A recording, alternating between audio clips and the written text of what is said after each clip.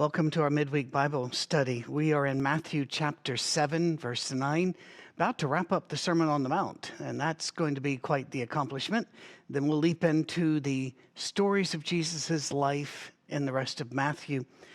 Please, if you could for us, make sure you are subscribed, that you hit the like and the bell. All the bell does is it gives you a notification that a new video is available. It doesn't start the video. It doesn't push the video to your phone. It just lets you know it's there, so you don't miss one. And our midweek Bible studies seem to be really appreciated, but it's the least viewed of our videos during the week. So subscribing, liking, sharing, all of that will help us get further out. And we would love to do that. We would love to get the story of Jesus out there more and more and more. That said, let's get started in Matthew chapter 7. Now, verses 7 and 8 are those very famous ask, seek, and knock. Because if you ask, it'll be given to you. If you seek, you'll find. The one who knocks, the door will be opened. So he's talking about God's responding to us. And then he wants to reassure us of the goodness of God.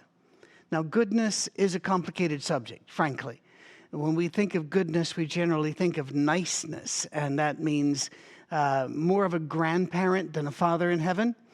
We all know that there are differences between fathers and grandfathers, that for the most part, painting with a wide brush here, grandfathers let the kids get away with a lot more, and they may even give a lot more to the kids, but it might not always be good for them, whereas fathers are more of a gatekeeper, and they have to make sure that what is given to the child is actually good for the child. Good for the child. So with that proviso, let's take a look at what Jesus says about the gifts God gives us. Ask, and it will be given to you. Seek, and you shall find. Already did that. Hang on, verse 9. Which of you, if your son asks for bread, will give him a stone? Or if he asks for a fish, will give him a snake? If you then, though you are evil, know how to give good gifts to your children, how much more will your Father in heaven give good gifts to those who ask him? So in everything, do to others what you would have them do to you. For this sums up the law and the prophets. So much here. First of all, there was a give and take here that we don't see, but we can see the effect of. I'll get to that. When Jesus said, even though you are evil, there would have been laughter and smile in the group, because in the group you had Pharisees, Sadducees, scribes, and such, whose all the talk was evil, evil, evil. And Jesus comes back and talks about the love of God for us, and not so much the fear of God, although Jesus does talk about that, obviously, in other places. He stresses the love of God, and that God is love. There would have been a going back and forth. And so he says, all right, now, you're all terrible people, but if your son asks for bread, will you give him a rock? If he asks for a fish, were you going to give him a snake that would endanger him? God, if you're evil and you still know better than that, why would you think God's going to trick you and give you bad things or things that are bad for you? Now, we would all absolutely love a grandfather in heaven. We would all absolutely love a great cosmic vending machine that we could just tell God what we wanted and we got that. And we would tell him what we don't want and we wouldn't get that. And there are a whole lot of things that happen on this planet I cannot explain. And I can't answer your question. Why did God allow this? Or why did God not do this? I can't answer those questions. I don't know. And I'm right there in the same boat with you, wondering, why didn't God act? Or why did God do that instead of this? We, being limited information beings, we're human beings, and therefore we have limitations. We have intake devices. We've got our eyes, nose, skin. We've got our mouth for taste, ears for hearing.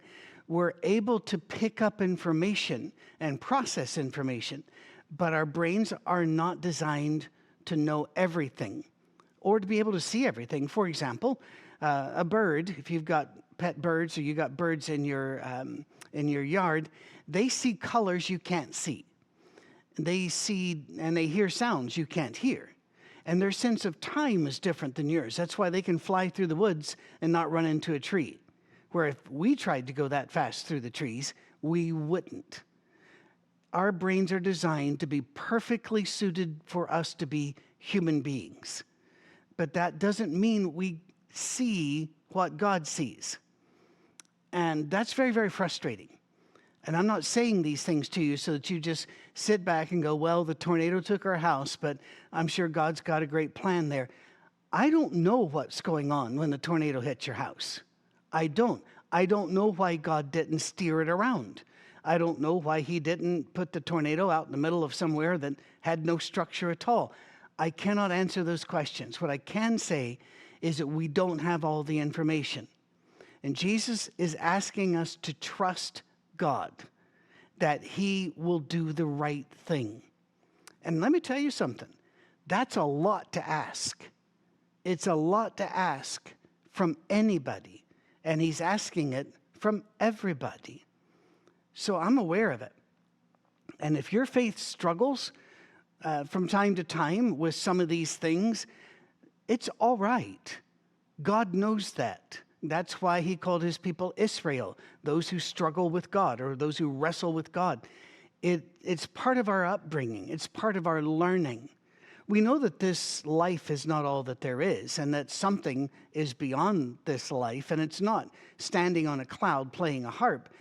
There's going to be work involved. There's going to be, and we're going to love it, whatever it is, but it's going to be busy. This is a time of preparing, and it's a time of ignorance. We don't know a lot of things. Will we be faithful in the middle of the storm when we don't know how the story is going to turn out?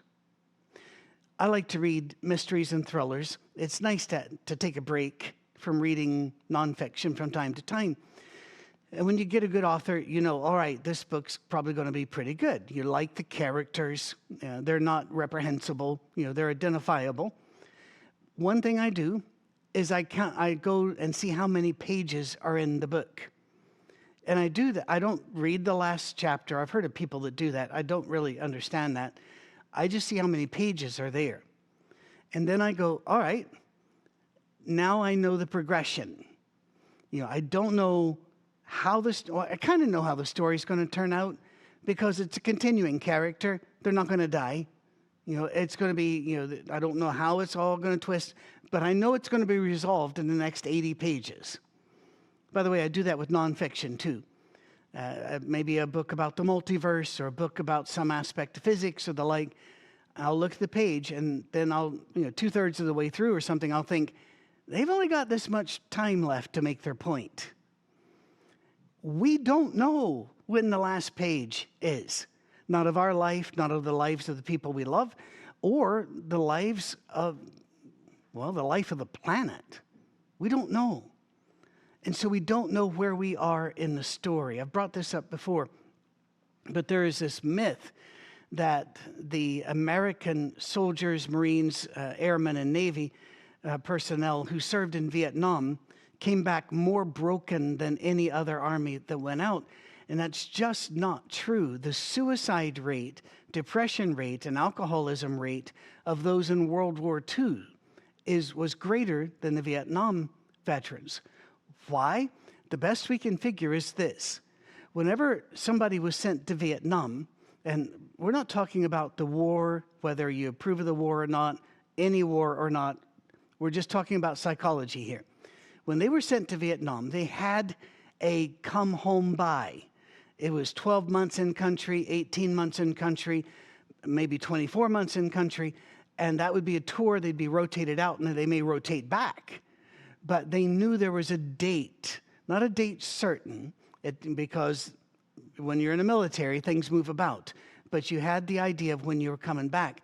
When soldiers went into World War II, nobody knew when that was going to end. So you were in for the duration without knowing how many pages were in that book, shall we say. That stress is great. And so I do not discount it when people come up to me. upset with God, disappointed with God, angry with God, furious with God. And I don't tell them, you're a bad person, just have faith, repeat after me, God is good all the time God is good. I don't do any of that. I let them rage. I've read the Psalms. God can take it. I've read the book of Job. God can take it. And then we find a way to come to peace with the fact that we're not running the universe. We are not God. We are creatures. We are not the creator. And sometime, even though it may bring us to the breaking point, we need to trust that God is good, even when good doesn't feel good, even when we don't understand why. And deal with the fact that we are limited in what we know and limited in what we can know. If that does not satisfy you deeply, good. You're getting the point. It's not about us understanding. It's about us dealing with whatever's coming down the pike. And that's not easy, and I never want to minimize it. If you have struggles, we get it. I get it. That's why we wrestle with God. And then he talks about the golden rule, or gives us the golden rule. Now, there have been people who've done a lot of PhD dissertations on the golden rule, and it's really fascinating. Versions of this do predate Jesus. And Jesus never anywhere in here says, I'm making up something brand new. Nobody has ever said this. So, got that. But Jesus is the one who made it prominent and put it into this form. It's amazing how many had it the other way around. Whatever people do to you, do also to them. And I'm going, it could go wrong in an awful lot of ways. And there were other versions of it, but when Jesus speaks it in this way, it became part of not only our culture, but the world's understanding of what it means to be a good person. Do to somebody else what you wish they would do to you. Do unto others as you would have them do unto you. And then he says, this sums up the law and the prophets. Well, that would have rattled their cage. Please remember, you go back to Matthew chapter 5, when we looked at it, that Jesus said, you've heard it said, but I say. You've heard it said, but I say. He did that 5 times. He is summarizing and recasting the law. And it is all about love. God is all about love. That love will have some limits when it comes to behavior. It will have some limits in the way that, or put limits on us. For example, God doesn't speak a lot about how many shirts you're allowed to own, or if you're allowed to have a car that has this many seats, or he doesn't do that. What he does say is love one another, love God, and do to others as you would have them do unto you, which would mean, once again, let's be careful about not overspending on us when people have needs, and we can help them with their needs.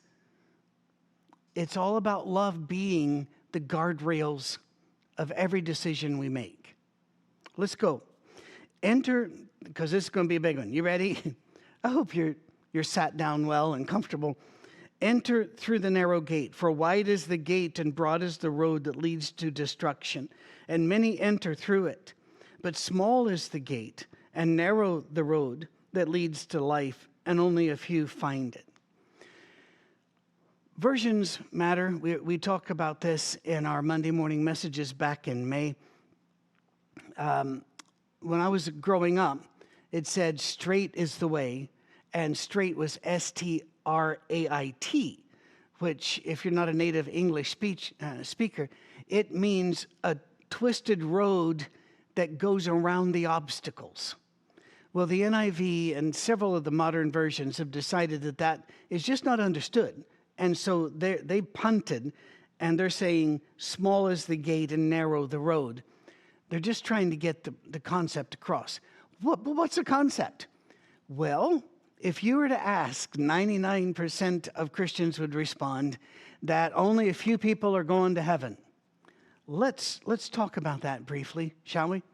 because I've talked about it on Monday morning messages when we talked about universalism, about God sending Christ to die for all of us, and in sermons on why I'm not a Calvinist, and with the idea that God only died for the elect. He only gave his plan for the elect, and all the others were born literally to burn for eternity.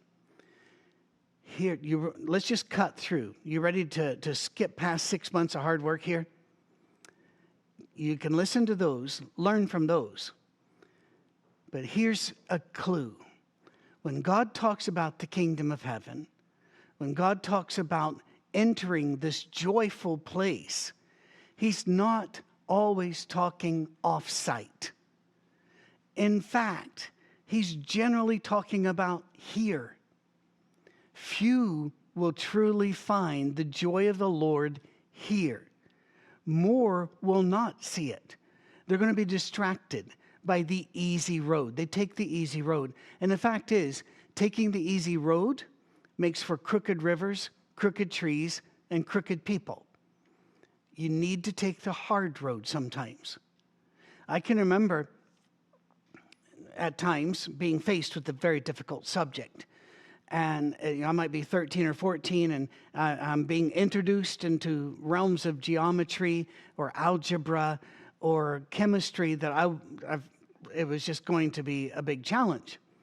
And I would say something, I only said it a couple times because I learned, this is really hard. And my dad would say, and that's the point. It's supposed to be hard.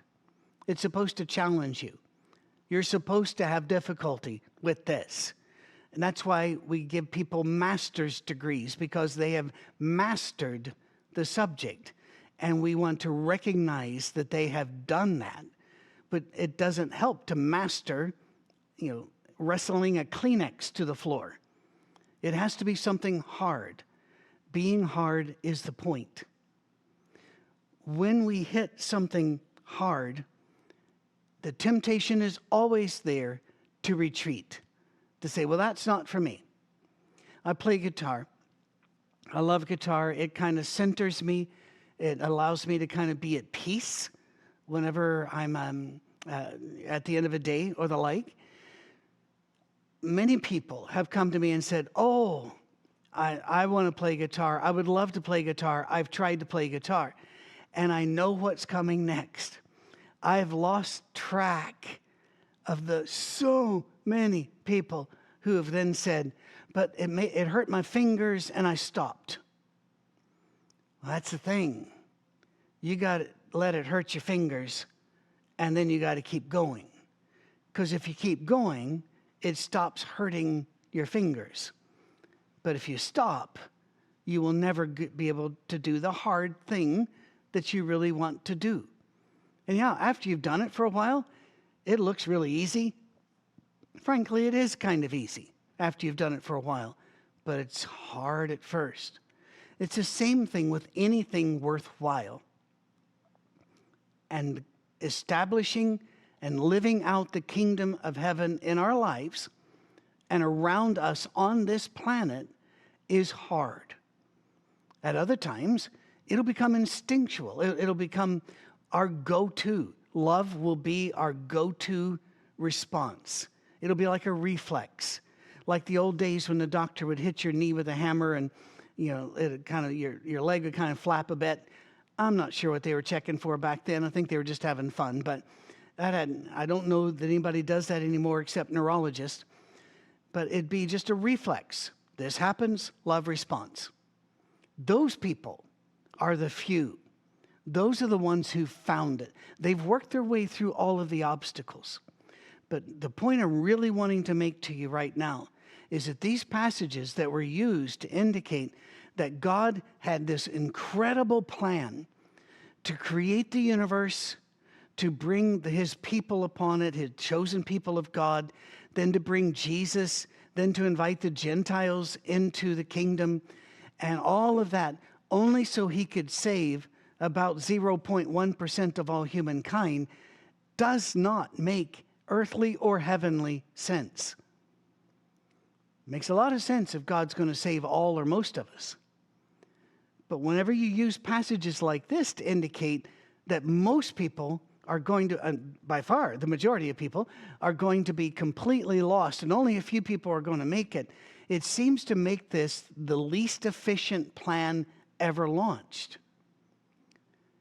Until you realize it's not talking about eternal life. It's talking about this life. It's talking about being in this life and doing this life right. Then it makes sense. And it also clears up some other things. Back in the days in America where slavery was legal, that horrible, horrible evil of slavery, there were preachers who would preach to the slaves, but they would tell them they just had to be faithful slaves. They just had to be good where they were, because one day, all by and by, it would all be okay. Many preachers did actively work for abolition of slavery, but the majority of people still thought this earth is suffering, heaven will be good. We're called to make this earth more like heaven, to make the kingdom of heaven a reality in our everyday. Do you remember the prayer of Jesus he just gave? Let your kingdom come. That doesn't mean let the end of the world happen. It means let's be the kingdom now, right here, right now. We had a tornado come through recently as of when I'm recording this. It'll be a month in the past by the time you listen to it. And I had a whole lot of people blowing up my phone. Are you guys okay? Are you guys okay? We were okay.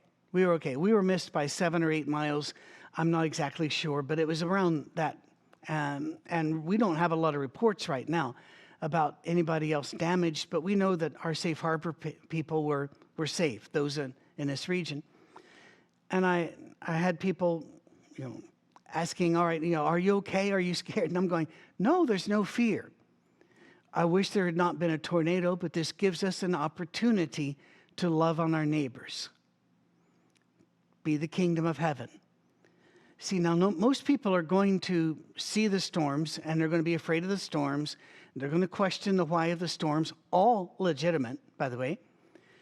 But then that's where they stop.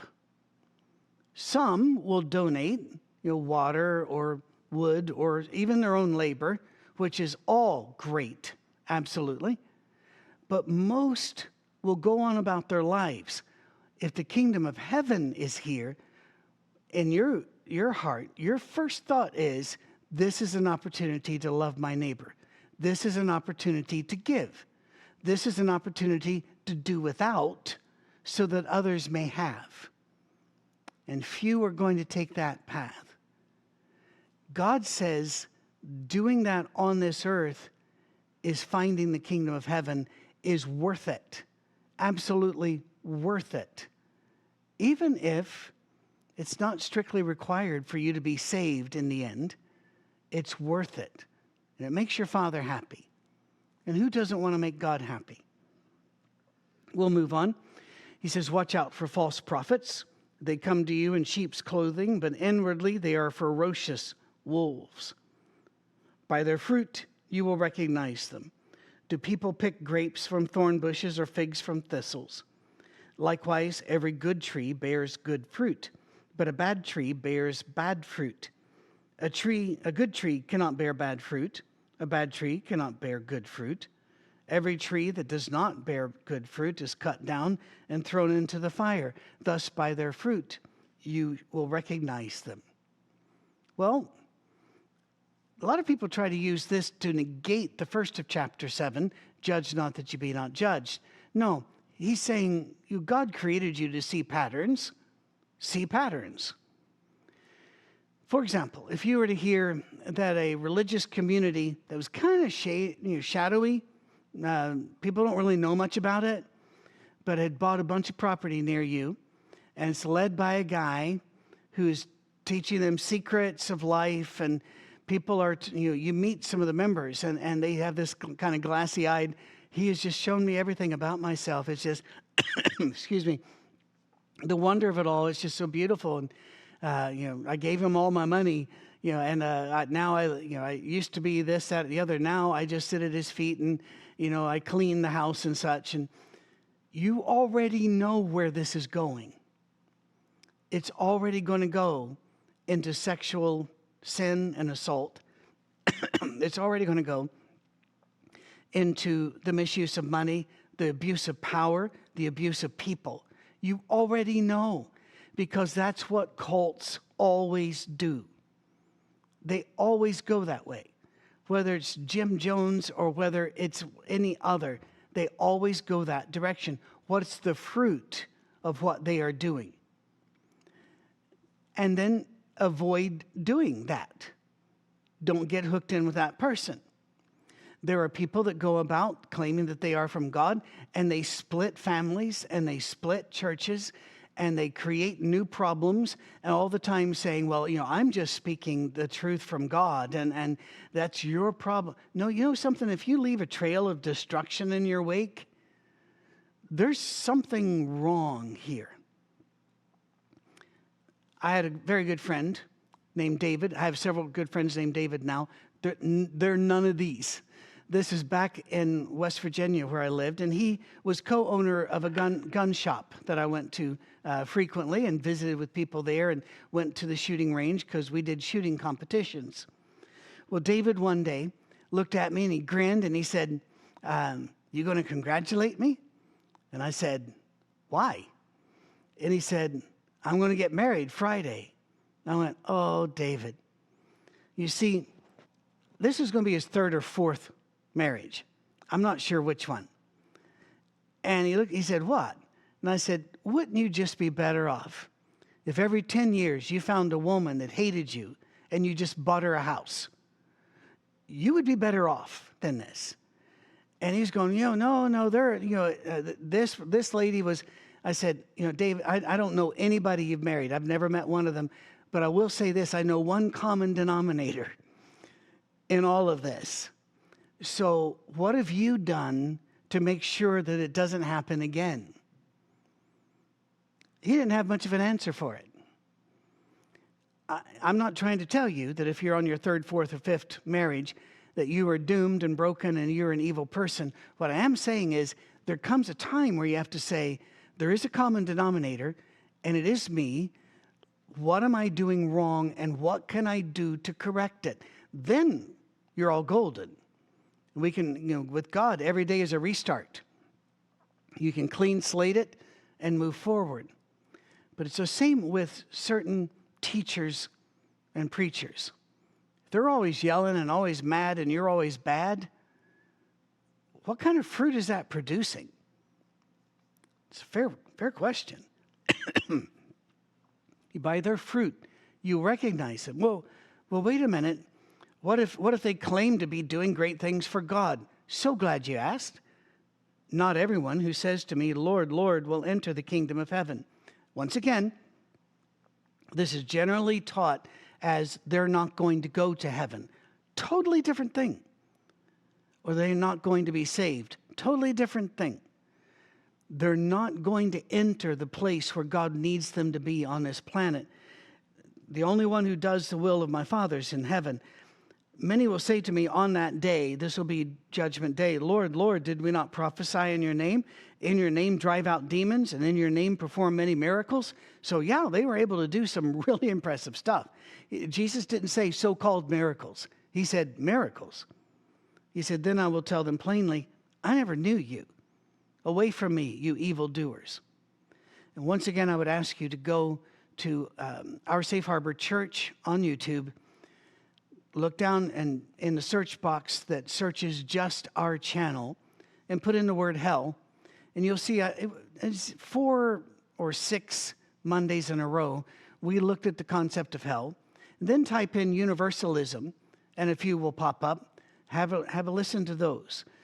I do not believe that God has destined the majority of humankind to burn for eternity in a torture pit. I believe that those words mean something different, and I'm not alone in that. In fact, the mainstream of Christianity believed that for several hundred years before Nicaea, Chalcedon, and some other big conferences began to move it toward a different way of thinking. And then the medieval church took it all the way back to a Platonic view of the afterlife and a horrible hell and the like. So it's so hard to untwist this knot, though, isn't it? It really is. I do believe that people will be refined by fire. I don't know what that looks like. I don't know what that feels like. That's information that was never given to us. But Jesus is not warning us here of billions of years of hell because we got something wrong in our church. No. He's saying just doing great things, they may not be great. Look behind you to see if there are wrecked lives, broken relationships, hurt people, not just a few, but that seems to be the fruit of your life. Well, then there's a problem. There's a real problem there. And he's asking us not to judge other people, but to check ourselves and then to look for patterns and to go where the pattern shows most likely good will be done. Therefore, everyone who hears these words of mine and puts them into practice is like a wise man who built his house on the rock. And the rain came down, and the streams rose, and the winds blew and beat against that house, yet it did not fall because it had its foundation on the rock. Every church person right now is hearing the song in their head, aren't you? They're doing this. House upon the rock. We all did that. And it was a very good lesson. So it's in your head now, and I can't help you. But everyone who hears these words of mine and does not put them into practice is like a foolish man who built his house on the sand. The rain came down, the streams rose, the winds blew and beat against that house, and it fell with a great crash. When I lived in Colorado, I've lived there twice. The first time I lived there is when I met my wife there. And during that courtship time, the church that she attended started another church, a new church where the city was expanding rapidly. And people had moved out to this brand new subdivision. But later on, people started noticing in their homes cracks, big cracks, problem cracks, foundations breaking. They had not properly prepared the foundation for the people's homes in the new subdivision. It became a great scandal. Always check your footing. What is your foundation? Whenever I talked about shooting competitions, these were not some sort of militia type training. These are target, accuracy, distance, time things. Just another game, but involving firearms and done under supervision with a lot of timers and safety guys and all the other. Whenever you do that sort of work, one of the things that you sometimes have to do if you're an IDPA or the like is you have to move.